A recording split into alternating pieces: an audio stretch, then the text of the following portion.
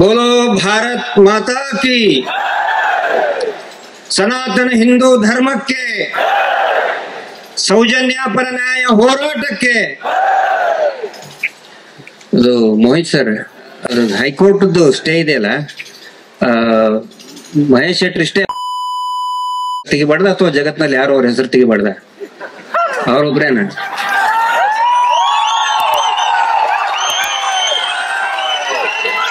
बोलो भारत माता की, बोलो भारत माता की, बोलो भारत माता की. ಮಹೇಶ್ ಶೆಟ್ರು ಹೆಸರು ಮತ್ತು ಅವರ ಪರಿವಾರದ ಹೆಸರು ತೆಗಿಬಾರ್ದಂತ ಹೇಳಿ ನ್ಯಾಯಾಲಯ ಏನೋ ಒಂದು ಆದೇಶ ಕೊಟ್ಟಿದೆ. ನೆನೆಸ್ಕೊಳ್ಳಿ, ಭಾರತೀಯ ಸ್ವಾತಂತ್ರ್ಯ ಹೋರಾಟದಲ್ಲಿ ಗಾಂಧೀಜಿಗೆ ಅವಾಗಲೂ ಕೋರ್ಟ್ ಇದ್ದು. ಗಾಂಧೀಜಿಗೆ ನೀವು ಬ್ರಿಟಿಷರ್ ಹೆಸರು ತೆಗಿಲಾರ್ದೇನೆ ಹೋರಾಟ ಮಾಡಬೇಕು ಅಂತ ಹೇಳಿದ್ರೆ ಏನಾಗ್ತಿತ್ತು? ಛತ್ರಪತಿ ಶಿವಾಜಿಗೆ ನೀನು ಅಫ್ಜಲ್ ಖಾನನ ಹೆಸರಲ್ಲೇ ಹೇಳಬಾರ್ದೆ, ಮೊಘಲರ ಹೆಸರೇ ಹೇಳಿದೆ, ಅವರ ವಿರುದ್ಧ ಸ್ವರಾಜ್ಯವನ್ನ ಕಟ್ಟಬೇಕು ಅಂತ ಹೇಳಿದ್ರೆ ಏನಾಗ್ತಿತ್ತು? ಅವಾಗಲೂ ಕೋರ್ಟ್ ಇತ್ತು. ಆದರೆ ನಾವು ಸ್ವತಂತ್ರ ಭಾರತದ ನಮ್ಮ ನ್ಯಾಯಾಲಯ ಹೇಳ್ತದೆ 2 ದಿನದ ಹಿಂದೆ, ನೀವು ಅವ್ರ ಹೆಸರು ತೆಗಿಬೇಡಿ, ಇವ್ರ ಪರಿವಾರದ ಹೆಸರು ತಗೋಬೇಡಿ ಅಂತ ಹೇಳಿ ಕೆಲವೊಂದು ವಿಷಯಗಳನ್ನ ಈ ನ್ಯಾಯಾಲಯನೂ ಕೂಡ ಒಂದೊಂದು ರೀತಿ ಯಾವ ತರ ವರ್ತನೆ ಮಾಡ್ತದೆ ಅನ್ನೋದಕ್ಕೆ ಒಂದು ಘಟನೆಯನ್ನ ಹೇಳೋದಕ್ಕೆ ಇಚ್ಛೆ ಪಡ್ತೇನೆ. 1998ರಲ್ಲಿ ಅತ್ಯಾಚಾರಕ್ಕೆ ಸಂಬಂಧಪಟ್ಟಂತೆ ಸಾರ್ಕ್ ದೇಶಗಳ ಎಲ್ಲಾ ನ್ಯಾಯಾಧೀಶರು, ಅದರಲ್ಲಿ ನಮ್ಮ ಭಾರತವು ಕೂಡ ಸಾರ್ಕ್ ದೇಶದ ಒಂದು ದೇಶ, ನಮ್ದು ಸಾರ್ಕ್ ಸಮ್ಮೇಳನದ ಒಂದು ದೇಶ. 1998ರಲ್ಲಿ ದೆಹಲಿಯಲ್ಲಿ ಸಾಕ್ಷಿ ಅನ್ನೋ ಒಂದು ಸಂಘಟನೆ ಆ ಒಂದು ಸಭೆಯನ್ನ ಏರ್ಪಡ್ತದೆ. ಎಲ್ಲಾ ನ್ಯಾಯಾಧೀಶರು ಅಲ್ಲಿ ಇರ್ತಾರೆ. ಅವಾಗ ಆ ಸಭೆ ನಡಿಬೇಕಾದ್ರೆ ಫಿಜಿ ದೇಶದ ನ್ಯಾಯಾಧೀಶರು ಬಂದಿರ್ತಾರೆ. ಅವರು ಒಂದು ಪ್ರಯೋಗ ಮಾಡ್ತಾರೆ ಅಲ್ಲಿ ಎಲ್ಲಾ ನ್ಯಾಯಾಧೀಶರಿದ್ದಾಗ. ಏನು ಅಂದ್ರೆ ಹೇಳ್ತಾರೆ, ಆ ಸಭಾಂಗಣದ ಲೈಟ್ ಹಾರಿಸ್ತಾರೆ, ಒಂದು ಸ್ವೀಟ್ ಮ್ಯೂಸಿಕ್ ಬರ್ತದೆ. ಆ ಮ್ಯೂಸಿಕ್ ಬಂದಾಗ ಆ ಫಿಜಿ ದೇಶದ ನ್ಯಾಯಾಧೀಶರು ಹೇಳ್ತಾರೆ, ನಮ್ಮ ದೇಶದ ಎಲ್ಲಾ ಹೈಕೋರ್ಟ್ ನ ನ್ಯಾಯಾಧೀಶರು, ಸುಪ್ರೀಂ ಕೋರ್ಟ್ ನ ನ್ಯಾಯಾಧೀಶರು ಆ ಸಭೆಯಲ್ಲಿ ಇರ್ತಾರೆ ದೆಹಲಿಯಲ್ಲಿ. ಆ ಲೈಟ್ ಆಫ್ ಮಾಡಿ ಒಂದು ಸ್ವೀಟ್ ಮ್ಯೂಸಿಕ್ ಬಂದ ಮೇಲೆ ನ್ಯಾಯಾಧೀಶರು ಹೇಳ್ತಾರೆ, ಎಲ್ಲರೂ ನಿಮ್ಮ ಕಣ್ಣನ್ನ ಮುಚ್ಕೊಳ್ರಿ ಅಂತ ಹೇಳ್ತಾರೆ. ಮುಚ್ಕೊಳ್ತಾರೆ. ಈಗ ನೀವು ಮದುವೆಯಾದ ಮೊದಲ ರಾತ್ರಿಯ ಕ್ಷಣಗಳನ್ನ ನೆನೆಸ್ಕೊಳ್ಳಿ, ರೊಮ್ಯಾಂಟಿಕ್ ಕ್ಷಣಗಳನ್ನ ನೀವು ನೆನೆಸ್ಕೊಳ್ಳಿ ಅಂತ ಹೇಳ್ತಾರೆ. ಎಲ್ಲರೂ ಕಣ್ಣು ಮುಚ್ಚಿ ತುಂಬಾ ಚೆನ್ನಾಗಿ ಅವರ ಎಲ್ಲಾ ದಂಪತಿಗಳಿಗೂ ಕೂಡ ಅದೊಂದು ಒಳ್ಳೆಯ ಕ್ಷಣ. ದಾಂಪತ್ಯಕ್ಕೆ ಕಾಲಿಟ್ಟಂತವರಿಗೆ ಒಂದು ಸುಖಮಯವಾದಂತ ಅನುಭವದ ಕ್ಷಣ. 10 ನಿಮಿಷ ನೆನೆಸ್ಕೋತಾರೆ, ಎಲ್ಲರೂ ಬಹಳ ಖುಷಿ ಆಗ್ಬಿಡ್ತಾರೆ. ಎಲ್ಲರ ಮುಖದಲ್ಲಿ ಕೂಡ ಒಂದು ಖುಷಿ ಇರ್ತದೆ. 10 ನಿಮಿಷ ಆದ್ಮೇಲೆ ಫಿಜಿ ದೇಶದ ಆ ನ್ಯಾಯಾಧೀಶರು ಹೇಳ್ತಾರೆ, ಈಗ ನೀವು ನಿಮ್ಮ ಆ ಸಂತೋಷದ ಕ್ಷಣಗಳನ್ನ ನೆನೆಸ್ಕೊಂಡಿದ್ದೀರಲ್ಲ, ಒಬ್ಬೊಬ್ಬರೇ ವೇದಿಕೆ ಮೇಲೆ ಬಂದು ಅದನ್ನ ಎಕ್ಸ್ಪ್ಲೈನ್ ಮಾಡಿ ಅಂತ ಹೇಳ್ತಾರೆ. ರೊಮ್ಯಾಂಟಿಕ್ ಕ್ಷಣಗಳನ್ನ ಎಕ್ಸ್ಪ್ಲೈನ್ ಮಾಡಿ ಅಂತ ಹೇಳ್ತಾರೆ, ಕ್ರಿಯೆಯನ್ನ ಹೇಳಿ ಅಂತ ಹೇಳ್ತಾರೆ. ಎಲ್ಲರಿಗೂ ಶಾಕು. ಅರೆ, ನಮ್ಮ ವೈಯಕ್ತಿಕ ಕ್ಷಣಗಳನ್ನ ನೀವು ಹಿಂಗೆ ಎಲ್ಲರ ಜನ, ಅದರಲ್ಲಿ ಇಷ್ಟು ಜನ ಗಂಡಸರಿದ್ದಾರೆ, ಇಂಥ ಇದರಲ್ಲಿ ನೀವು ನಮಗೆ ಸ್ಟೇಜ್ ಮೇಲೆ ಬಂದು ಹೇಳ್ತಾ ಇದೀರಲ್ಲ ಅಂತ ಹೇಳಿ ಒಬ್ಬ ಮಹಿಳಾ ನ್ಯಾಯಾಧೀಶೆ ಭಾರತದವರೇ ಎದ್ದು ನಿಂತು ತಕರಾರು ಮಾಡ್ತಾರೆ. ಇಷ್ಟು ಜನ ಗಂಡಸರ ಮುಂದೆ ನಮ್ಮ ವೈಯಕ್ತಿಕ ಕ್ಷಣ, ಅದು ಸಂತೋಷದ ಕ್ಷಣನೇ ಇರಬಹುದು, ಆದ್ರೆ ನಮಗೆ ಹೇಳ್ಕೊಳ್ಳೋದಕ್ಕೆ ಮುಜುಗರ ಆಗುತ್ತೆ, ನಾಚಿಕೆ ಆಗುತ್ತೆ ಅಂತ ಹೇಳ್ತಾರೆ. ಅವಾಗ ಫಿಜಿ ದೇಶದ ನ್ಯಾಯಾಧೀಶರು ಹೇಳ್ತಾರೆ, ನಿಮ್ಮ ಬದುಕಿನ ಸಂತೋಷದ ಕ್ಷಣಗಳನ್ನೇ ಹೇಳೋದಕ್ಕೆ ನಿಮಗೆ ಮುಜುಗರ ಪಡ್ಕೋತೀರಿ. ಅತ್ಯಾಚಾರ ಪ್ರಕರಣದಲ್ಲಿ ಬಲಿಯಾದಂತಹ ಹೆಣ್ಣು ಮಗಳನ್ನ ನಡು ಕೋರ್ಟ್ ನಲ್ಲಿ ನಿಲ್ಲಿಸಿ ನಿಮ್ಮನ್ನ ಎಲ್ಲಿ ಮುಟ್ಟಿದ, ಅವನು ಹೇಗೆ ಮುಟ್ಟಿದ, ಏನು ಮಾಡಿದ, ನಡು ನ್ಯಾಯಾಲಯದಲ್ಲಿ ನಿಲ್ಲಿಸಿ ನಾವು ಕೇಳ್ತೀವಿ ಅವರಿಗೆ. ಒಂದ್ ವೇಳೆ ಆ ಅತ್ಯಾಚಾರಕ್ಕೆ ಬಲಿಯಾದಂತಹ ಮಗಳು ಸತ್ತಿದ್ರೆ ಅವರ ತಾಯಿಗೆ ನಾವು ಕೇಳ್ತೀವಿ, ನಿನ್ನ ಮಗಳಿಗೆ ಏನಾಗಿತ್ತು, ಎಲ್ಲಿ ರಕ್ತ ಬಂದಿತ್ತು ಅಂತ ಹೇಳಿ. ಪಾಪ ಆ ತಾಯಿ ಆ ಭಾವನೆಗಳನ್ನ ಕಲ್ಲು ಮಾಡಿಕೊಂಡು ಇವತ್ತು ಇಡೀ ರಾಜ್ಯಾದ್ಯಂತ ಪ್ರವಾಸ ಮಾಡ್ತಾ ಇದೆ, ಅಂಥವ್ರಿಗೆ ಅವಮಾನ ಆಗ್ತಾ ಇದೆ. ಆದ್ರೆ ಇನ್ನೊಬ್ರಿದ್ದಾರೆ ಅನಿಸ್ಕೊಳ್ಳೋರು, ಅವರು ಅರ್ಜಿ ಹಾಕ್ತಾ ಇದ್ದಾರೆ, ನಮ್ ಇಮೇಜ್ ಹಾಳಾಯ್ತು, ಇಮೇಜ್ ಹಾಳಾಯ್ತು, ಇಮೇಜ್ ಹಾಳಾಯ್ತು ಅಂತ ಹೇಳಿ. ಇದು ನಮ್ಮ ವ್ಯವಸ್ಥೆ, ಕಾನೂನಿನ ವ್ಯವಸ್ಥೆ ಈ ತರ ಇದೆ. ಸೌಜನ್ಯ ಪರ ನ್ಯಾಯ ಹೋರಾಟದಲ್ಲಿ ಕೆಲವೊಬ್ರು ಹೇಳ್ತಾ ಇದ್ದಾರೆ, ಕೆಲವೊಂದಷ್ಟು ವಾದಗಳನ್ನ ಮುಂದಿಡ್ತಾ ಇದ್ದಾರೆ. ಅದ್ರ ಬಗ್ಗೆ ಸ್ವಲ್ಪ ಬೆಳಕು ಚೆಲ್ಲಿ ನನ್ನ ಮಾತನ್ನ ಮುಗಿಸ್ತಾ ಇದ್ದೀನಿ. ಇದರಲ್ಲಿ ಏನಂದ್ರೆ, ಏನೇ ಹೇಳಿದ್ರು ಕೂಡ ಸಾಕ್ಷಿ ಕೊಡಿ, ಸಾಕ್ಷಿ ಎಲ್ಲೈತೆ, ಅವರೇ ಮಾಡಿದ್ದಾರೆ ಅಂತ ನಿಮ್ಗೆ ಸಾಕ್ಷಿ ಎಲ್ಲಿದೆ ಅಂತ ಕೇಳ್ತಾ ಇದ್ದಾರೆ. ಇದರಲ್ಲಿ ಒಂದು ವಿಷಯವನ್ನ ನಿಮ್ ಗಮನಕ್ಕೆ ತರ್ತಾ ಇದ್ದೀನಿ. 2013 ಒಂದು ಅನಿಸ್ಕೊಂಡವರು ಒಂದು ಪ್ರೆಸ್ ಮೀಟ್ ಮಾಡ್ತಾರೆ. ಆ ಪ್ರೆಸ್ ಮೀಟ್ ನಲ್ಲಿ ಅವ್ರು ಹೇಳ್ತಾರೆ, ಅಂದ್ರೆ ಆ ಮಗು ನಮ್ಮ ಮಗು ಅಂದ್ರೆ ಅವ್ರ ಮನೆಯ ಮಗು ಅಂತೆ, ಅವ್ರ ಮನೆಯ ಮಗು ಅಮೆರಿಕಾದಲ್ಲಿದ್ದ, ಇಲ್ಲಿ ಇದ್ದಿದ್ದೇ ಇಲ್ಲ ಅಂತ ಹೇಳ್ತಾರೆ. ನಾವು ಹೊರಗ್ನವ್ರು, ನಾನು ಹುಬ್ಬಳ್ಳಿ ಧಾರವಾಡ ನಮ್ಮೂರು, ನಮ್ಮ ಮತಕ್ಷೇತ್ರ ಗುರುಮಿಟ್ಕಲ್ ನಲ್ಲಿ ಕೆಲಸ ಮಾಡೋರು. ನಮಗೇನ್ ಅನ್ಸುತ್ತೆ, ಮಗು ಅಂದ್ರೆ 14-15 ವರ್ಷದವನು ಇರಬಹುದು ಅಂತ ನಾವು ತಿಳ್ಕೊಂಡಿದ್ವಿ. ಅವಾಗ 14-15 ವರ್ಷದ ಮಗನ ಬಗ್ಗೆ ಪಾಪ ಇವ್ರು ಯಾಕೆ ಏನೇನೋ ಅಂತ ಇದ್ರ ಅಂತ ನಾವು ಅನ್ಕೊಂಡಿದ್ವಿ. ಆದ್ರೆ ದಾಖಲೆಗಳನ್ನೆಲ್ಲ ತೆಗಿಸಿ ನೋಡಿದಾಗ ಇವ್ರು ಹೇಳಿದ್ರಲ್ಲ, ಪೂಜ್ಯರಂತ ಅನಿಸ್ಕೊಂಡವ್ರು ಮಗು ಮಗು ಅಂತ ಹೇಳಿ, ಅದು ಮಗು ಅಲ್ಲ, ಮಗು ಅಲ್ಲ. ಈ ದಾಖಲೆಯನ್ನ ನಿಮ್ಮ ಮುಂದೆ ನಾನು ಇಡ್ತಾ ಇದ್ದೀನಿ, ಮಾಧ್ಯಮದವ್ರ ಗಮನಕ್ಕೂ ತರ್ತಾ ಇದ್ದೀನಿ, ಎಲ್ಲರಿಗೂ ಕೂಡ ಕಳಿಸ್ಕೊಡ್ತಾ ಇದ್ದೀನಿ. 2013 ಸರ್, 2013 ಹೇಳಿಕೆ ಕೊಡ್ತಾರೆ, ನಮ್ಮ ಮಗು ಅಮೆರಿಕದಲ್ಲಿ ಇದ್ದಿದ್ದಿಲ್ಲ, ಅಂದ್ರೆ ಅಮೆರಿಕದಲ್ಲಿ ಇದ್ದ ಅಂತ ಹೇಳಿ. ಅವಾಗ ಆ ಮಗುವಿನ ವಯಸ್ಸು ಎಷ್ಟಿರ್ಬೋದು ಹೇಳಿ? ನಾವು ತಿಳ್ಕೊಂಡಿದ್ದೆ 14-15 ವರ್ಷ ಅಂತ ಹೇಳಿ. ಮಗು ಆಗಿದ್ದಿಲ್ಲ, ಗ್ರನೈಟ್ ಉದ್ಯಮಿ ಆಗಿದ್ದ. ಈ ದಾಖಲೆಯಲ್ಲಿದೆ. ಗ್ರನೈಟ್ ಉದ್ಯಮಿ ಶ್ರೀಯುತ ಗಣಿ ಉದ್ಯಮಿನ ಇವರು ಮಗು ಅಂತ ಹೇಳ್ತಾರೆ. ಅವರೇ ಮಾಡಿದಂತಹ ಒಂದು ಪ್ರಾಜೆಕ್ಟ್ ರಿಪೋರ್ಟ್ ಇದು. ಈ ಪ್ರಾಜೆಕ್ಟ್ ರಿಪೋರ್ಟ್ ಅಲ್ಲಿ ಏನಿದೆ ಗೊತ್ತಾ? ಬೇಕಾದ್ರೆ ನೀವು ವಿಡಿಯೋ ತುಣುಕಲ್ಲಿ ನೋಡಿ. ಅವ್ರು ಹೇಳ್ತಾರೆ, ನಾವು ಪ್ರಭಾವ ಏನೋ ಬೀರಿದೀವಂತೆ, ನಾವು ಪ್ರಭಾವನೇ ಬೀರಿಲ್ಲ ಅಂತ ಹೇಳ್ತಾರೆ. ಈ ಪ್ರಾಜೆಕ್ಟ್ ರಿಪೋರ್ಟ್ ನಲ್ಲಿ ಬರೀತಾರೆ ಅವರು 2009 ಅವರೇ ಬರೆದಿದ್ದು, ಸೈಲು ಎಲ್ಲ ಇದೆ, ಅದ್ರದ್ದು ಅಡ್ರೆಸ್ ಇದೆ ಇದರಲ್ಲೆಲ್ಲ, ಪ್ರಾಜೆಕ್ಟ್ ರಿಪೋರ್ಟ್ ಯಾರು ಮಾಡಿದ್ರು ಅಂತೇಳಿ. ಅರಣ್ಯ ಇಲಾಖೆಗೆ ಇದ್ದಂತಹ ಜಮೀನನ್ನ ನಮಗೆ ಗಣಿಗಾರಿಕೆ ಮಾಡಲು ಕೊಡಿ ಅಂತ ಬರೀತಾರೆ. ಆಲ್ರೆಡಿ ಇದರಲ್ಲಿ ಹೇಳ್ತಾ ಇದ್ದೀನಿ. Now the adjacent land is under forest department, so the promoter requests to grant the said adjacent forest land for quarrying purpose on lease. The promoters have already obtained license from Pollution Control Board and also permission from Deputy Commissioner of Dakshina Kannada district. ಅಂದ್ರೆ ದಕ್ಷಿಣ ಕನ್ನಡ ಜಿಲ್ಲೆಯ DC ಅವರು ರಾಜ್ಯದ pollution control board ಅರಣ್ಯ ಪ್ರದೇಶದಲ್ಲಿ ಗಣಿಗಾರಿಕೆ ಕೊಡೋದಕ್ಕೆ licence ಕೊಟ್ಬಿಟ್ಟಿದ್ದಾರೆ ಅಂತ ಅವರೇ ಹೇಳ್ತಾ ಇದ್ದಾರೆ. ಇಲ್ಲಿ ಹರ್ಷೇಂದ್ರ ಹೆಗಡೆ ಅವರು ಪ್ರಭಾವ ಅಲ್ಲೇನು? ಮೊನ್ನೆ ನನಗೆ ಯಾರೋ ಕೆಲವೊಬ್ರು ಕಮೆಂಟ್ ಹಾಕಿದ್ರು, ನಿಮ್ಮಲ್ಲಿ ಏನ್ ಪುರಾವೆ ಇದೆ ಅವರು ಅಧಿಕಾರಿಗಳ ಮೇಲೆ ಪ್ರಭಾವ? ಇಲ್ಲಿದೆ ನೋಡಿ ಪ್ರಭಾವ, ಇದೆ ಪುರಾವೆ. ಇದೆಲ್ಲರಿಗೂ ಕೂಡ ಕೊಡ್ತಾ ಇದ್ದೀನಿ, ಮಾಧ್ಯಮದವ್ರಿಗೆ ಎಲ್ಲರಿಗೂ ಹಂಚುತ್ತಾ ಇದ್ದೀನಿ. ಯಾವ ರೀತಿ ಅಲ್ಲ ಸರ್, DC ಅವ್ರಿಗೇನೆ ಬಿಟ್ಟಿಲ್ಲ, ನೀವು ಪೊಲ್ಯೂಷನ್ ಕಂಟ್ರೋಲ್ನವ್ರಿಗೆ ಬಿಟ್ಟಿಲ್ಲ, ಪಾಪ ಇನ್ಸ್ಪೆಕ್ಟರ್ಗೆ ಬಿಟ್ಟಿರಾ ನೀವು? CC ಕ್ಯಾಮ್ರಾ ಆಫ್ ಮಾಡು ಅಂತ ಹೇಳ್ತೀರಿ. CC ಕ್ಯಾಮ್ರಾ ಆಫ್ ಪೂರ್ತಿಯಾಗಿ ಬಾಹುಬಲಿ ನಾವು ಕೂಡ ನೋಡಿದೀವಿ. ಇದರಲ್ಲಿ ಬಾಹುಬಲಿ ಬೆಟ್ಟದ CC ಕ್ಯಾಮ್ರಾ ಅಷ್ಟೇ ಅಲ್ಲ, ಆ ಪ್ರಕೃತಿ ಏನಿದೆಯಲ್ಲ ಅವ್ರದ್ದು ಕಾಲೇಜು ಅಲ್ಲಷ್ಟೇ ಅಲ್ಲ, 9ನೇ ತಾರೀಕಿನ ಇಡೀ ಇರುವಂತಹ ಎಲ್ಲಾ CCTV ಫುಟೇಜ್ ಅನ್ನ ಡಿಲೀಟ್ ಮಾಡಿದ್ದಾರೆ. ಕೇಸ್ ಯಾಕೆ ದಾಖಲೆ ಮಾಡಲಿಲ್ಲ? ಸೆಕ್ಷನ್ 201, 204 IPC ಸಾಕ್ಷ್ಯ ನಾಶದ ಪ್ರಕರಣ ಅದು ಸರ್. ಇದುವರೆಗೂ ದಾಖಲೆ ಮಾಡಿಲ್ಲ. ದಾಖಲೆ ನಾಶ ತಾನೆ. 204 IPC ಅಲ್ಲಿ ದಾಖಲೆ ನಾಶ ಮಾಡಿದಂತ ಪ್ರಕರಣ ಇದುವರೆಗೂ ಕೂಡ ಆ ಸೆಕ್ಯೂರಿಟಿ ಇನ್ಚಾರ್ಜ್ ಯಾರಿದ್ದಾರೆ ಅವ್ರ ಮೇಲೆ ಮಾಡ್ಲೇ ಇಲ್ಲ. ಮತ್ ಕೇಳ್ತಾರೆ ಸಾಕ್ಷಿಯಲ್ಲಿ ಸಾಕ್ಷಿ ಹುಡುಕೊಡಿ. ಸಾಕ್ಷಿ ಎಲ್ಲಿದೆ ಅಂತ ಕೇಳ್ತಾರೆ. DNA ಟೆಸ್ಟ್ ಬಗ್ಗೆ ಹೇಳಿದ್ರು. ಇದ್ದಂತಹ ಒಂದೇ ಕುರು DNA ಸ್ಯಾಂಪ್ಲಿಂಗ್ ಅನ್ನು ಸಂಪೂರ್ಣವಾಗಿ 20 ದಿನ ಆದ ಮೇಲೆ ಫಂಗಸ್ ಬೆಳೆದ ಮೇಲೆ ಡಾಕ್ಟರ್ ಕಳಿಸ್ತಾರೆ. ಅದು ನಿರುಪಯುಕ್ತ ಅಂತ ಹೇಳಿ ಫೋರೆನ್ಸಿಕ್ಸ್ ಲ್ಯಾಬ್ನವ್ರು ಹೇಳ್ತಾರೆ. ಮತ್ತೆ ಕೇಳ್ತಾರೆ ಸಾಕ್ಷಿ ಕೊಡಿ, ಎಲ್ಲಿದೆ ಸಾಕ್ಷಿ ನಮ್ಮ ವಿರುದ್ಧ ಅಂತ ಹೇಳ್ತಾರೆ.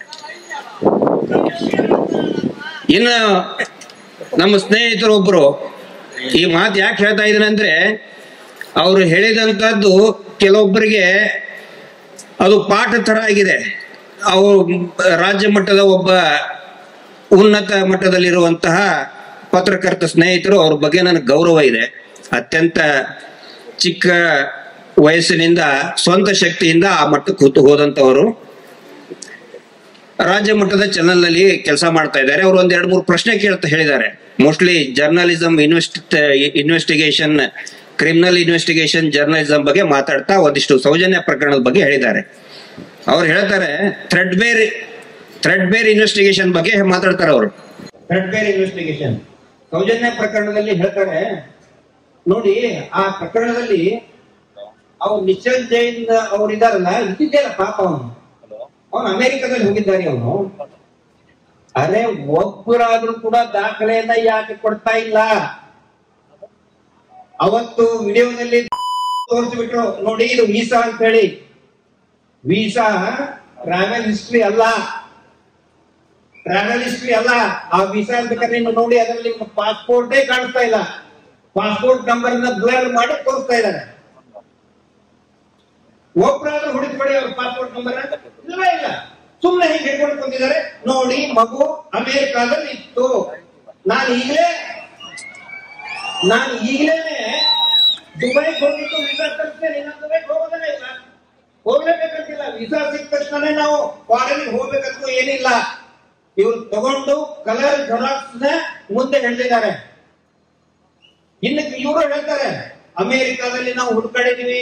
ಅರೆ ಸರ್, ನೀವ್ ಏನಾದ್ರು ಕ್ರೈಮ್ ಇನ್ವೆಸ್ಟಿಗೇಷನ್ ರಿಪೋರ್ಟಿಂಗ್ ಮಾಡಿದ್ರೆ ಮನೆಯಲ್ಲಿ ಯಾಕೆ ಇಟ್ಕೊಂಡು ಕುಂತಿದ್ದೀರ? ಅದನ್ನ ಹೊರಗಡೆ ಬಿಡಿ. ಅದನ್ನ ಒಬ್ಬ ಪತ್ರಕರ್ತರ ಮನೋಧರ್ಮ ಏನು? ನೀವು ಇನ್ವೆಸ್ಟಿಗೇಷನ್ ಮಾಡಿದ್ರೆ ಅದನ್ನ ನೀವು ಪ್ರಸಾರ ಮಾಡಬೇಕು, ಅದನ್ನ ನೀವು ಜನರಿಗೆ ತಿಳಿಸಬೇಕು. ಇದುವರೆಗೂ ಜನರಿಗೆ ತಿಳಿಸೇ ಇಲ್ಲ. ಅವ್ರು ಅಮೆರಿಕಾದಲ್ಲಿ ಇದ್ರು ಅಂತ ಹೇಳಿ ಯಾರು ಹೇಳ್ಬೇಕಾಗಿತ್ತು? CBI-ನವರು, CID-ದವರು ಯಾರು ಕೂಡ ಅವ್ರ ಬಗ್ಗೆ ಇನ್ವೆಸ್ಟಿಗೇಷನ್ ಮಾಡಿಲ್ಲ. ಒಂದೇ ಒಂದು ತುಣುಕನ್ನು ಕೂಡ ನ್ಯಾಯಾಲಯ ಕೊಟ್ಟಿಲ್ಲ. ಕೇಳಿ, ಇಲ್ಲೇ ನಮ್ಮ ಮೋಹಿತ್ ಅಂತ ಒಬ್ಬ ಶ್ರೇಷ್ಠ ನ್ಯಾಯವಾದಿಗಳಿದ್ದಾರೆ, ಕೇಳಿ. ಅದು ಜನರನ್ನ ಮರಳಿಕೊಳ್ತಾ ಇದ್ದಾರೆ. ಇನ್ನು ಮುಂದೆ ಹೇಳ್ತಾ ಇದ್ದಾರೆ, ಕಾಲ್ ಡೀಟೇಲ್ಸ್ ಚೆಕ್ ಮಾಡಿದ್ರಿ ಅವ್ರಿಗೆ. ಯಾರ್ದು? 3 ಜನರದ್ದು. 3 ಜನ ಮರಿ 3 ಜನ ಹಂಗೆ ಆಗ್ಬೇಕಲ್ಲಪ್ಪ. ಇಲ್ಲಾಂತಂದ್ರೆ ಚಿನ್ನಪ್ಪಣ್ಣ ಸಿಕ್ಕಾಗ್ಬಿಡ್ತಾನೆ, ನೋಟಿಸ್ ಕಳ್ತಾನೆ ಚಿನ್ನಪ್ಪಣ್ಣ. ಅದಕ್ಕೆ ಮರಿ ಪೂಜ್ಯರು ಅಂತ ಇದ್ದೀನಿ. 3 ಜನರದು ಕಾಲ್ ಡೀಟೇಲ್ಸ್ ನಾವು ಚೆಕ್ ಮಾಡಿದೀವಿ. ಅದರಲ್ಲಿ ಒಬ್ಬನು 60 ಕಿಲೋಮೀಟರ್ ದೂರದಲ್ಲಿದ್ದ, ಇನ್ನೊಬ್ರು 15 ಕಿಲೋಮೀಟರ್ ದೂರದಲ್ಲಿದ್ದ ಅಂತ ಹೇಳ್ತಾರೆ. ಅಲ್ಲ ಸರ್, ಒಂದು ಕಾಮನ್ ಸೆನ್ಸ್. ನೀವು ಚೆಕ್ ಮಾಡಿದ್ದು ಮೊಬೈಲ್ ಎಲ್ಲಿದೆ ಅಂತ ಹೇಳಿ, ಆ ವ್ಯಕ್ತಿ ಎಲ್ಲಿದ್ದಾನಂತಲ್ಲ, ಮೊಬೈಲ್ ಡೀಟೇಲ್ಸ್ ಅಲ್ಲಿ ಮೊಬೈಲ್ ಎಲ್ಲಿದೆ ಅಂತ ಗೊತ್ತಾಗುತ್ತೆ. ವ್ಯಕ್ತಿ ಎಲ್ಲಿದ್ದಾನಂತ ಗೊತ್ತಾಗುತ್ತಾ? ಆ ಕಾಲ್ ಡೀಟೇಲ್ಸ್ ನಲ್ಲಿ ಇನ್ಕಮಿಂಗ್ ಕಾಲ್, ಔಟ್ ಗೋಯಿಂಗ್ ಕಾಲ್ ಎಷ್ಟು ನಿಮಿಷ, ಮಿಸ್ ಕಾಲ್ ಎಷ್ಟಿತ್ತು ಅಂತ ಗೊತ್ತಾಗುತ್ತೆ. ಅದರಲ್ಲಿ ಅಮರ್ ಮಾತಾಡಿದನ, ಅಕ್ಬರ್ ಮಾತಾಡಿದನ, ಆಂಟೋನಿ ಮಾತಾಡಿದನ, ಅದರಲ್ಲಿ ಸಿಗಲ್ಲ. It is a call details. ನಾನು ತೋರಿಸಿದ್ದೀನಿ, ನಾನು ಪೊಲೀಸ್ ಅಧಿಕಾರಿಯಾಗಿ ಕೆಲಸ ಮಾಡಿದ್ದೀನಿ. ಕಾಲ್ ಡೀಟೇಲ್ಸ್ ಅಲ್ಲಿ ಕಾಲ್ ರೆಕಾರ್ಡಿಂಗ್ ಇರಲ್ಲ. 60 ಕಿಲೋಮೀಟರ್ ದೂರದಲ್ಲಿದ್ದಾರೆ ಅವರು. ಈಗ ನಾನೊಂದು ನನ್ನ ಮೊಬೈಲ್ ಅನ್ನ ಮನೆಯಲ್ಲಿ ಇಟ್ಟು ಬಂದಿದ್ದೀನಿ ಬೆಂಗಳೂರಲ್ಲಿ. ಇಲ್ಲಿ ಬಂದು ಮಾತಾಡ್ತಾ ಇದ್ದೀನಿ. ನನ್ನ ನಂಬರಿಗೆ ಕಾಲ್ಗಳು ಬರ್ತಾ ಇದೆ. ನಮ್ಮ ಮನೆಯಲ್ಲಿ ನನ್ನ ಮಕ್ಕಳು, ನನ್ನ ಫ್ಯಾಮಿಲಿ ಅವರು ಮಾತಾಡ್ತಾನೆ ಇದ್ದಾರೆ. 2 ದಿನ ನೋಡಿ ಕಾಲ್ ಡೀಟೇಲ್ಸ್ ತೆಗಿತಾರೆ. ಎಲ್ಲಿ ಬರ್ತದೆ? ಬೆಂಗಳೂರಿನ ನನ್ನ ಮನೆಯಲ್ಲಿ ನನ್ನ ಮಕ್ಕಳು ಮಾತಾಡ್ತಾ ಇದ್ದಾರೆ. ಹಂಗಿದ್ರೆ ನಾ ಬೆಳ್ತಂಗಡಿ ಬಂದೇ ಇಲ್ವಾ?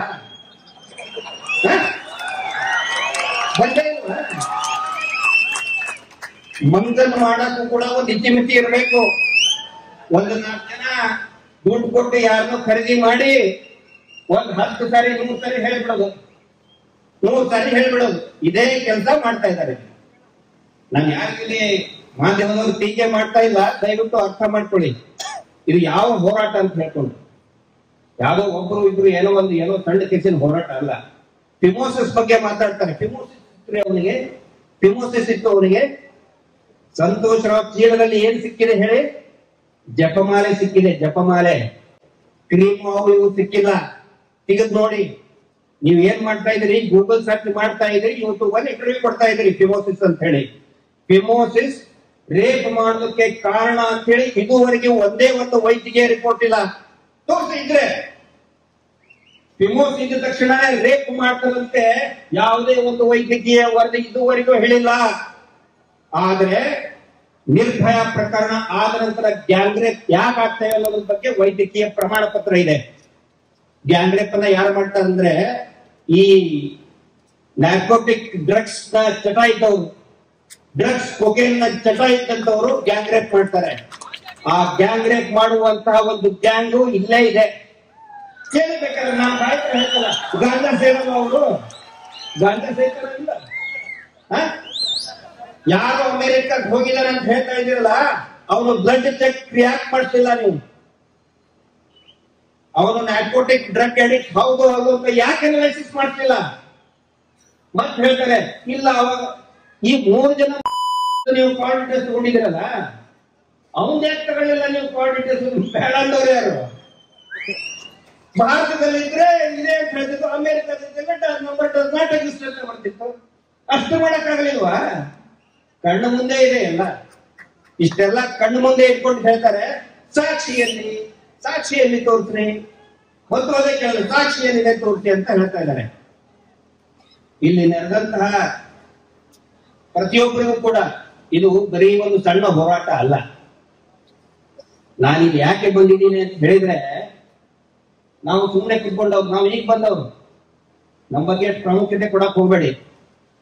11 ವರ್ಷದಿಂದ ನಿರಂತರವಾಗಿ ಮಹೇಶ್ ಶೆಟ್ಟಿ ತಿಮ್ಮರೋಡಿ ಅವರು ಕಲ್ಲು ಬಂಡೆ ಅಂತ ಆ ತಾಯಿ ಕೂತ್ಕೊಂಡಿದ್ದಾರೆ.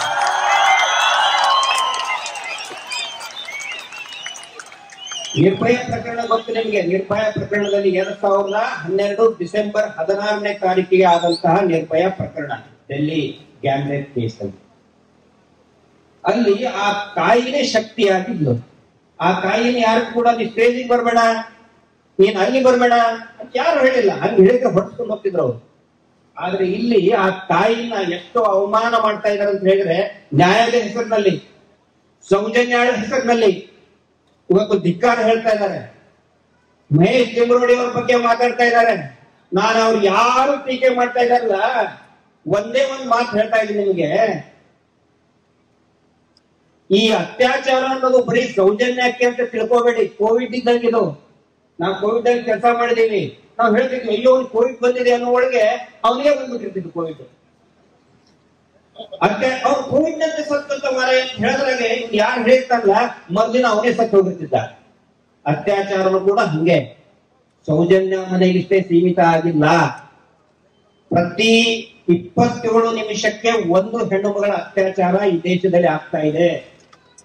NCRB report, national crime record bureau ಹೇಳ್ತದೆ, ಪ್ರತಿ 27 ನಿಮಿಷಕ್ಕೆ, ಇವತ್ತು ಕಾರ್ಯಕ್ರಮ ಸ್ಟಾರ್ಟ್ ಆಗಿ 3 ತಾಸು ಆಯ್ತು, 3 ಗಂಟೆಯಲ್ಲಿ ಕನಿಷ್ಠ 6 ಹೆಣ್ಣು ಮಗಳ ಅತ್ಯಾಚಾರ ಈ ದೇಶದ ಯಾವುದೋ ಕೋಣೆಯಲ್ಲಿ ಈಗಾಗಲೇ ಆಗಿದೆ. ಅದ್ರ ಸಲುವಾಗಿ ಬಂದಿದ್ದೀನಿ ನಾನಿಲ್ಲಿ ಯಾವುದೋ ವಿಚಾರಧಾರೆ ಬಲಪಂಥೀಯ ಎಡಪಂಥೀಯ ಆಗಿ ಬಂದಿಲ್ಲ.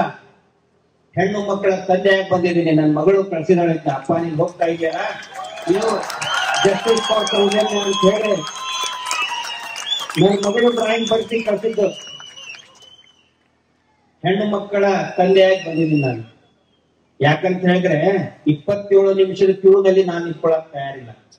ಅವ್ರು ಯಾರು ಟೀಕೆ ಮಾಡ್ತಾ ಇದಾರಲ್ಲ, ನಿಮ್ಮ ಮನೆಗೆ ಖಂಡಿತ ಆಗ್ಬಾರ್ದು. ನಾ ದೇವರಲ್ಲಿ ಪ್ರಾರ್ಥನೆ ಮಾಡ್ಕೋತಾ ಇದ್ದೀನಿ, ನಿಮ್ಮ ಮನೆಯಲ್ಲೂ ಕೂಡ ಅತ್ಯಾಚಾರದ ಪ್ರಕರಣ ಆಗಬಾರ್ದು. ದೇವರಲ್ಲಿ ನಾನು ಪ್ರಾರ್ಥನೆ ಮಾಡ್ಕೋತೀನಿ. ಒಂದು ವೇಳೆ ಆತರ ಆದ್ರೆ ನೀವು ಯಾರ ಹತ್ರ ಬರ್ತೀರಿ ಹೇಳಿ? ಮಹೇಶ್ ಶೆಟ್ಟಿ ಅಂತ ಬೈತಾ ಇದ್ರಲ್ಲ, ಅವಾಗ ಮಹೇಶ್ ಅಣ್ಣ ಏನಾದ್ರೂ ಒಂದು ದಾರಿ ಕೊಡು ಮಹೇಶ್ ಅಣ್ಣ ಅಂತ ಹೇಳಿ ನೀವು ಮಹೇಶ್ ಅಣ್ಣ ಮಕ್ಕಳನ್ನ ಬರ್ತೀರ. ಒಂದು ತಿಳ್ಕೊಳ್ಳಿ, ಹೋರಾಟಗಾರರ ಯಾರಿದಾರಲ್ಲ ಅವ್ರ ನಿಮ್ಮ ಮೇಲೆ ದ್ವೇಷ ಇಲ್ಲ. ನಾಳೆ ಬೇಕಿದ್ರೆ ಈಗ ಮಾತಾಡಿದ್ರಲ್ಲ, ಅವ್ರ ಹತ್ರ ಹೋಗಿ ನೀವು ಮತ್ತು ಎಲ್ಲದನ್ನು ಕೂಡ ಮರೆತು ನಿಮ್ಮನ್ನ ಕ್ಷಮೆ ಮಾಡಿ ನಿಮ್ಮ ಸಲುವಾಗಿ ಹೋರಾಟ ಮಾಡ್ತಾರೆ. ಹೋರಾಟಗಾರರ ಗುಣ ಅದು. ಇದನ್ನ ಅರ್ಥ ಮಾಡ್ಕೊಳ್ಳಿ. ಯಾರಿಗೋ ಮೇಲೆ ದ್ವೇಷ ಇಟ್ಕೊಂಡು ಈ ಹೋರಾಟ ನಡೀತಾ ಇಲ್ಲ. ಕೊನೆಯದಾಗಿ ಇಲ್ಲಿ ಬಂದಂತಹ ಈ ದಕ್ಷಿಣ ಕನ್ನಡ ಜಿಲ್ಲೆ ಬರೀ ದಕ್ಷಿಣ ಜಿಲ್ಲೆಗೆ ಇಷ್ಟೇ ಸೀಮಿತ ಆಗಿಲ್ಲ ಈ ಹೋರಾಟ. ಈ ಹೋರಾಟ ಮಹೇಶ್ ಶೆಟ್ಟಿ ತಿಮ್ರೋಡಿ ಅವರು ಅರ್ಥ ಮಾಡ್ಕೋಬೇಕು. ನೀವು ಬರೀ ಬೆಳತಂಗಡಿಯ ನಾಯಕರಲ್ಲ, ಈಗ ದಕ್ಷಿಣ ಕನ್ನಡ ಉಡುಪಿಯ ನಾಯಕರಲ್ಲ. ಇಡೀ ರಾಜ್ಯ ನಿಮ್ಮನ್ನು ನೋಡ್ತಾ ಇದೆ, ಇಡೀ ರಾಜ್ಯ ನಿಮ್ಮನ್ನ ನೋಡ್ತಾ ಇದೆ, ಇಡೀ ದೇಶ ನಿಮ್ಮನ್ನ ನೋಡ್ತಾ ಇದೆ.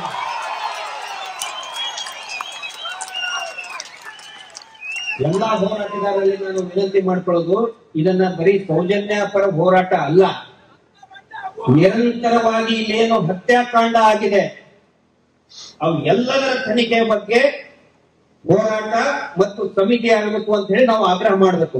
ದಕ್ಷಿಣ ಕನ್ನಡ ಜಿಲ್ಲೆಯ ಸಂಘಟನೆಯನ್ನ ನಾನು ನೋಡಿದ್ದೀನಿ ಅನೇಕ ವರ್ಷಗಳಿಂದ. ಬಹುಶಃ 2004-5ರಲ್ಲಿ ಸುಕೇಶ್ ಅಣ್ಣನ ಮರ್ಡರ್ ಕೇಸ್ ನಲ್ಲಿ ನನ್ನ ಕೈ ಹಿಡಿದು ಕರ್ಕೊಂಡು ಬಂದಂತವರು ಪ್ರಮೋದ್ ಜಿ ಮುತಾಲಿಕ್ ಅವರು ಹೋರಾಟಕ್ಕೆ. ಹಿಂದೂ ಸಂಘಟನೆ ಹೋರಾಟಕ್ಕೆ ನನ್ನ ಕೈ ಹಿಡ್ಕೊಂಡು ಬಂದಂತವರು ಪ್ರಮೋದ್ ಜಿ. ನೋಡಿದ್ರೆ ಇಲ್ಲಿ ಶಕ್ತಿ ಯಾವ್ದಿದೆ ಅಂತ ಹೇಳಿ. ಯಾವುದೇ ಕಾರಣಕ್ಕೂ ಇಲ್ಲಿ ಕೋಮಿಗೆ ಎಡಪತ್ತಿಯ ಬಲಪತ್ತಿಯ ಅನ್ನೋ ಒಂದು ಬಣ್ಣ ಕೊಡಬೇಡಿ. ಸೌಜನ್ಯ ಹೋರಾಟದ ಒಂದು ವೈಶಿಷ್ಟ್ಯತೆ ಅಂದ್ರೆ ಈ ಹೋರಾಟದಲ್ಲಿ ನಾವು ಎಲ್ಲರೂ ಓದ್ತಾ ಇದೀವಿ. ಬಲಪಂಥೀಯರು ಎಡಪಂಥೀಯರು ಒಂದಾಗಿ ಹೋರಾಟ ಮಾಡ್ತಾ ಇದೀವಿ. ಮುಂಚೆ ನಾವು ಬೈತಿದ್ವಿ ನೋಡಿ, ದೈವಲೀಲ ಹೆಂಗೆ ಇರ್ತದೆ ನೋಡಿ. ನೀವು ಬರೀ ಹಿಂದೆನೂ ಕೂಡ ಕಮ್ಯುನಿಸ್ಟರು ಇದ್ರ ವಿರುದ್ಧ ಹೋರಾಟ ಮಾಡಿದ್ರು. ನಾವ್ ಏನಕ್ಕೆ ಬೈತಿದ್ವಿ ಅವ್ರಿಗೆ? ನಾವೇ ಏರುತ್ತೆ ಬುದ್ಧಿ ಇಲ್ಲ, ಇವರು ಬರೀ ನಮ್ಮ ಹಿಂದೂ ದೇವರ ಬಗ್ಗೆ ಬೈತಾರೆ ಅಂತ ನಾವು ಅಂತಿದ್ವಿ. ಆದ್ರೆ ಈ ಸಾರಿ ಏನ್ ಮಾಡಿದ್ದು, ಸೌಜನ್ಯ ಇದು ಈ ಸಾರಿ ಇದ್ದಿದ್ದು ಸೌಜನ್ಯ ಜೊತೆ ತಗಲಾಕೊಂಡಿದ್ದಾರೆ. ಅವಾಗ ಏನ್ ಮಾಡ್ತು, ಧ್ವನಿ ಎತ್ತಿದ್ ಯಾರು? ಹಿಂದೂ ಪರ ಹೋರಾಟಗಾರ ಮಹೇಶ್ ಶೆಟ್ಟಿ ತಿಮ್ರೋಡಿ ಬಾಯಿಂದ ಹೋರಾಟ ಬಂದಿದ್ದಾರೆ. ಹೀಗಾಗಿ ಅವ್ರಿಗೆ ಆಹಾರನೇ ಸಿಗ್ತಾ ಇಲ್ಲ. ಆಹಾರ ಇಲ್ಲಂದ್ರೆ ಏನ್ ಹೇಳ್ತಿದ್ರು ಇಷ್ಟೊತ್ತಿಗೆ, ಬಿಟ್ರಿ ಕಮ್ಯುನಿಸ್ಟರು ಏನು ಮಾಡ್ತಾರ, ಅವ್ರದ್ದು ದೇವರಂದ್ರೆ ಭಕ್ತಿ ಇಲ್ಲ ಏನಿಲ್ಲ, ನಾಸ್ತಿಕರು ಬೈತಾರೆ ಅಂತ ಹೇಳಿ. ಆದ್ರೆ ಈ ಹೋರಾಟದ ಒಂದು ವೈಶಿಷ್ಟ್ಯತೆ ಅಂತ ಹೇಳಿದ್ರೆ, ಇಲ್ಲಿ ಹಿಂದೂಗಳು ಅದರಲ್ಲಿನೇ ಬಲಪಂಥೀಯರು ಎಡಪಂಥೀಯರು ಎಲ್ಲರೂ ಒಗ್ಗಟ್ಟಾಗಿ, ಮೊನ್ನೆ ಮೂರ್ತಿಯಲ್ಲಿ ನೋಡಿದ್ರೆ ಒಬ್ಬ ಮುಸ್ಲಿಂ ಮೌಲ್ವಿ ಅವರು ಕೂಡ ನಾವು ಇದಕ್ಕೆ ಸಪೋರ್ಟ್ ಕೊಡ್ತೀವಿ ಅಂತ ಹೇಳಿದ್ರು. ಸಾಮಾಜಿಕ ಭಾವೈಕ್ಯತೆಯ ಹೋರಾಟ ಸೌಜನ್ಯ, ಇದನ್ನ ನಾವು ಅರ್ಥ ಮಾಡ್ಕೊಂಡು ಹೋಗ್ಬೇಕಾಗುತ್ತೆ. ಈ ಒಂದು ಸಂದರ್ಭದಲ್ಲಿ ಸಾಕಷ್ಟು ವರದಿಗಳು ಬರ್ತಾ ಇತ್ತು. ಆದ್ರೆ ಇವತ್ತು ಇಡೀ ರಾಜ್ಯಕ್ಕೆ ಏನಾದ್ರೂ ಇದು ರಾಜ್ಯದ ಮೂಲೆ ಮೂಲೆ ತಲುಪ್ತಾ ಇದೆ ಅಂತ ಹೇಳಿದ್ರೆ ದೊಡ್ಡ ದೊಡ್ಡ ಚಾನಲ್ ಅಲ್ಲ, ದೊಡ್ಡ ದೊಡ್ಡ ಪೇಪರ್ಗಳಲ್ಲ, ಎಲ್ಲರಿಗೂ ಶೀನಪ್ಪನ ಭಯ ಐತೆ, ಶೀನಪ್ಪಣ್ಣನ ಭಯ ಐತೆ. ಯುವ ಯೂಟ್ಯೂಬ್ ಚಾನಲ್ಗಳು ಏನ್ ಬಂದಿದೆ ಹೊಸದಾಗಿ, ಸಾಕಷ್ಟು 50-100 ಚಾನಲ್ಗಳು ಪ್ರತಿ ದಿನ ಪ್ರತಿ ಕ್ಷಣ ವರದಿ ಮಾಡ್ತಾ ಇದ್ದಾರೆ. ನಿಮ್ಗೆ ಹೋರಾಟವನ್ನು ಯಶಸ್ಸನ್ನು ತಲುಪ ಏನು ಹೋರಾಟ ಆಗ್ತಾ ಇದೆ, ನೀವು ಏನು ಈ ಹೋರಾಟಗಾರ ಜೊತೆ ಗಟ್ಟಿಯಾಗಿ ನಿಂತಿದ್ರೆ ನಿಮ್ಗೆ ಈ ಹೋರಾಟದ ಯಶಸ್ಸಿರುತ್ತೆ. ನಿಮ್ಗೆ ಎಲ್ಲರಿಗೂ ಕೂಡ ನಾನು ಧನ್ಯವಾದಗಳನ್ನು ಹೇಳ್ತಾ ಇದ್ದೀನಿ. ವಿಶೇಷವಾಗಿ ನಮ್ಮ ಉತ್ತರ ಕರ್ನಾಟಕ ಭಾಗದ ಎಲ್ಲಾ ಜನರ ಪರವಾಗಿ ನಾನು ನಿಮ್ಮ ಧನ್ಯವಾದಗಳನ್ನು ಹೇಳ್ತಾ ಇದ್ದೀನಿ.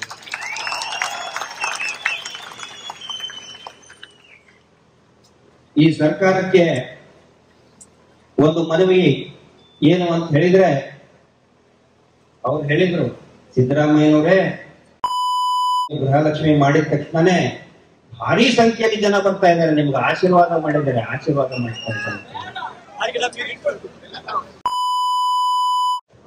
ನಾನು ಮಾನ್ಯ ಮುಖ್ಯಮಂತ್ರಿ ಸಿದ್ದರಾಮಯ್ಯನವರು ವಿನಂತಿ ಮಾಡ್ತಾ ಇದ್ದೇನೆ, ದಯವಿಟ್ಟು ಈ ವ್ಯಾಪಾರಿ ದೇವರನ್ನ ಮುಂದಿಟ್ಟು ವ್ಯಾಪಾರ ಮಾಡ್ತಾ ಇದಾರಲ್ಲ ಅವ್ರ ಮಾತು ನಂಬೇಡಿ. ಹಿಂದೆ ನೀವು ಮೀನು ತಿಂದು ಬಂದವರು ಅಂತ ಹೇಳಿ ನಿಮಗೆ ಬೈದಿದ್ರು,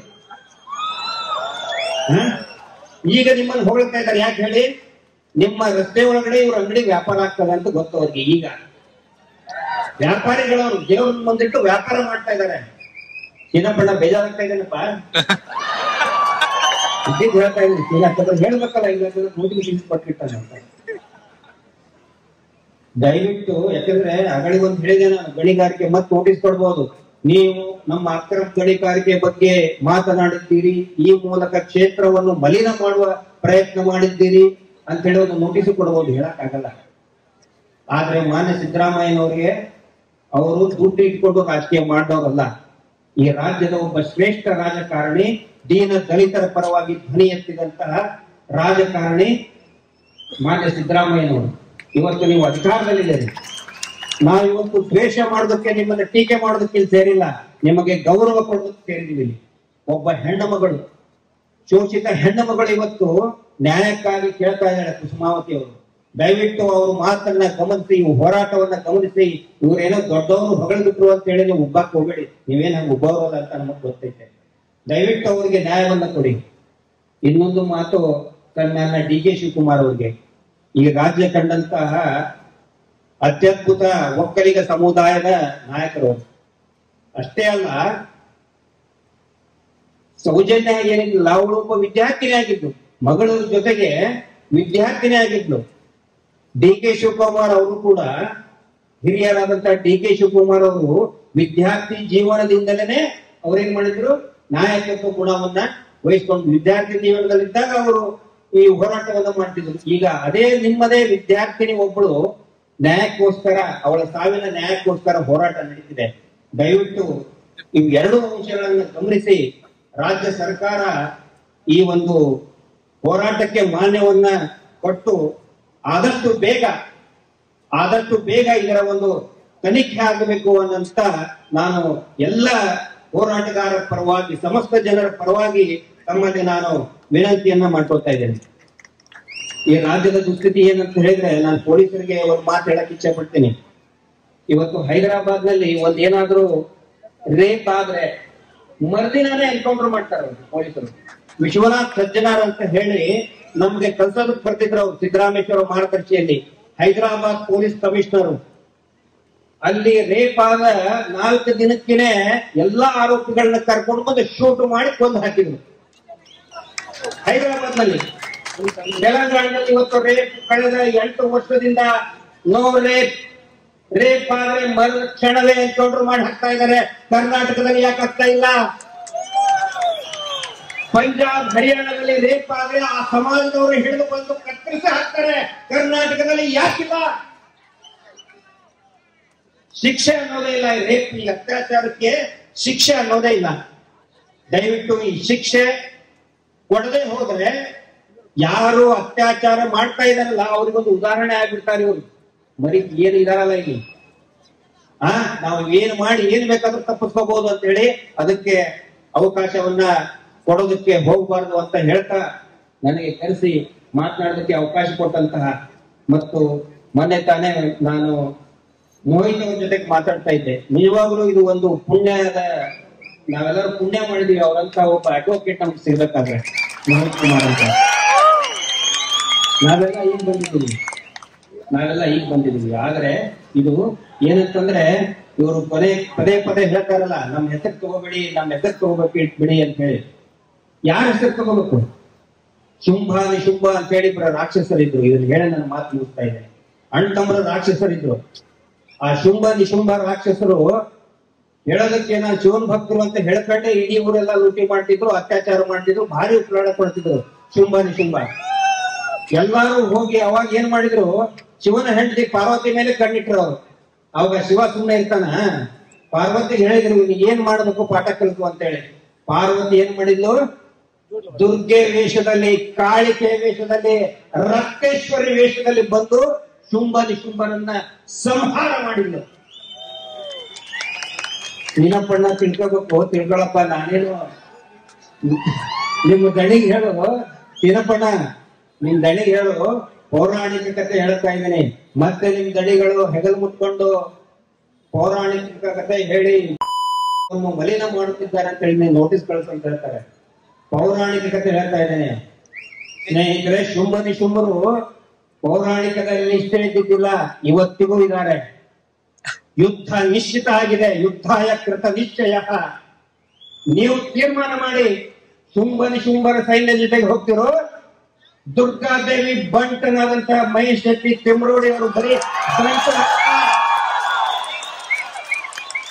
ಇಡೀ ದುರ್ಗಾದೇವಿಯ ಬಂಟ ಮಹೇಶ್ ಶೆಟ್ಟಿ ತಿಮ್ರೋಡಿ ಅವರ ನಿಮ್ಮ ಜೊತೆಗೆ ನಾನಿದ್ದೀನಿ. ದುರ್ಗಾ ಸೈನ್ಯದಲ್ಲಿ ಯುದ್ಧದಲ್ಲಿ ಶುಂಭ ನಿಶುಂಭ ಅಣ್ಣ ತಮ್ಮ ರಾಕ್ಷಸರ ವಿರುದ್ಧ ನೀವು ಮುಂದಾಳತ್ವವನ್ನು ತಗೋತೀರಿ. ಏನ್ ಬೇಕಾದ್ರೆ ನಾವು ನಿಮ್ ಜೊತೆಗಿರ್ತೀವಿ. ಇಷ್ಟು ಹೇಳಿ ನನ್ನ ಮಾತನ್ನು ಮುಗಿಸ್ತಾ ಇದ್ದೀನಿ. ಈ ಕಾರ್ಯಕ್ರಮವನ್ನ ಆಯೋಜಿಸಿದಂತಹ ಪ್ರತಿಯೊಬ್ಬರಿಗೂ ಕೂಡ ಧನ್ಯವಾದಗಳನ್ನ ಹೇಳಿ, ಸೌಜನ್ಯಾಳಿಗೆ ಮತ್ತು ಅವಳಂತೆ ನರಕ ಯಾತನೆಯನ್ನು ಅನುಭವಿಸಿದಂತಹ ಪ್ರತಿಯೊಬ್ಬ ಹೆಣ್ಮಗಳಿಗೂ ನ್ಯಾಯ ಸಿಗಲಿ ಅಂತ ಹೇಳಿ ನನ್ನ ಮಾತನ್ನು ಮುಗಿಸ್ತಾ ಇದ್ದೀನಿ. ಬೋಲೋ ಭಾರತ್ ಮಾತಾ ಕಿ ಜೈ.